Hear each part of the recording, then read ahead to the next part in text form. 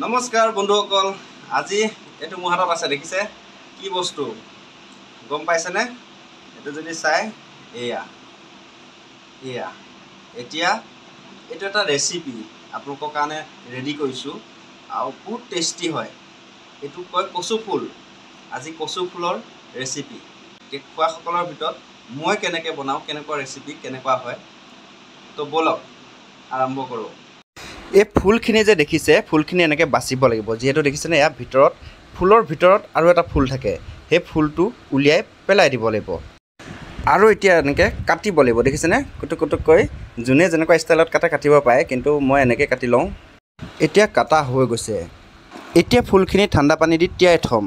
এতিয়া কি কৰিম চাওক, এইপিনে দেখিছেনে কেইটামান শুকান মাছ। এই শুকান মাছকেইটা অকণমান কুহুমীয়া গৰম পানী দি ধুই পেলাই এয়া নিমখ হালধি সানি লৈছোঁ, যিহেতু এইকেইটা ফ্ৰাই কৰি ল'ম আগতে। এতিয়া এয়া গৰম কেৰাহীত তেল দিলোঁ, দেখিছেনে মিঠাতেল, আৰু অলপমান দিছোঁ যিহেতু মাছো অলপমানে হয়। আৰু লগতে এতিয়া এয়া দেখিছে মাছকেইটা দি দিম। মাছকেইটা যিহেতু ইয়াতে ফ্ৰাই কৰিম, মাছকেইটা ফ্ৰাই কৰি লওঁ। গৰম তেলত মাছকেইটা ফ্ৰাই কৰি ল'লে যিহেতু খাবলৈ সোৱাদ লাগিব। আৰু কেঁকুৰা হ'লে বেছি ভাল। কোনোবাই যদি কেঁকুৰা পায়, কেঁকুৰা এনেকৈ ফ্ৰাই কৰি ল'ব। যদি কেঁকুৰা নাপায় তেতিয়াহ'লে কেইটামান শুকান মাছ ল'ব লাগে, তেতিয়া মানে কচু ফুলৰ গোন্ধটো বহুত টেষ্টি হয়। আৰু লগতে মাছ ফ্ৰাই কৰা হৈ গৈছে, দেখিছেনে এয়া শুকান মাছকেইটা ফ্ৰাই কৰি ল'লোঁ। আৰু লগতে মাছ ভাজা কেৰাহীটো ধুই আনি দেখিছেনে কেৰাহীত এতিয়া আকৌ পানী দিলোঁ। যিহেতু হিচাপ মতে খাব পৰা জোখৰ মতে যিমানখিনি ফুল হয় সেই অনুযায়ী পানীখিনি দিব লাগিব। আগতে পানীখিনি অলপ মানে গৰম কৰিব লাগিব, উতলা নিচিনা ভাৱ আহিব লাগিব পানীখিনি, তেতিয়া ফুলখিনি দিব লাগিব।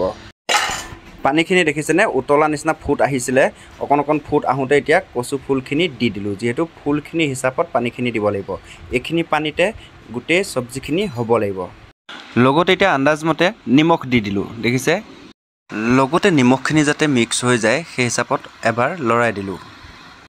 আৰু এতিয়া অলপ এয়া খাৰ দিছোঁ, দেখিছেনে খাৰ অলপ দি দিলোঁ। যিহেতু এইটো খোৱা চ'দা, ক'লা খাৰ হ'লে বেছি ভাল, ক'লা খাৰ নাই যিহেতু খোৱা চ'দা অলপমান দি দিছোঁ। এতিয়া ৩-৪ মিনিটমান ঢাকি দিব লাগিব। এতিয়া চাওক বইল হৈ গৈছে। যিহেতু 5 মিনিট পিছত খুলি চাইছোঁ, এয়া ধুনীয়াকৈ সিজি গৈছে কচুখিনি। কচু ফুলখিনি সিজি কি ধুনীয়া হৈ গৈছে, যিহেতু পূৰা ধুনীয়াকৈ বইল হৈ গৈছে। এতিয়া আৰু অকণমান সময় ৰ'ব, আৰু কি দিম চাই থাকক। এতিয়া এয়া দেখিছে আদা নহৰু জলকীয়া, যিহেতু আন্দাজমতে আদা নহৰু জলকীয়া এইখিনি যিটো পেষ্ট মানে খুন্দি লৈছোঁ গুড়া কৰি, এতিয়া ইয়াতে এইখিনি দি দিম। অলপ সময় খুব ধুনীয়াকৈ সানিব লাগিব, মানে লৰাব লাগিব, খুব ধুনীয়াকৈ মিক্স কৰিব লাগিব। ধুনীয়াকৈ মিক্স কৰা হৈ গৈছে। মিক্স কৰাৰ পিছত এতিয়া আৰু অলপ সময় উতলাব লাগিব।